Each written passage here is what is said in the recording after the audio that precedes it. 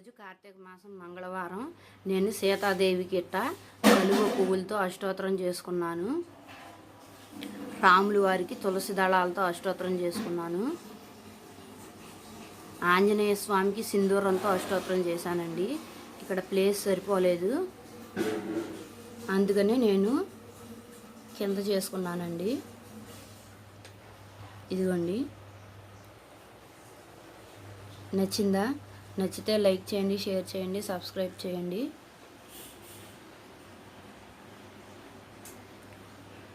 నైవేద్యం కొబ్బరికాయ కొట్టానండి, నైవేద్యం పెట్టాను. నచ్చితే లైక్ చేయండి, షేర్ చేయండి, సబ్స్క్రైబ్ చేయండి.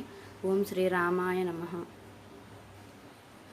సీతాదేవికి జై, ఆంజనేయ స్వామికి జై.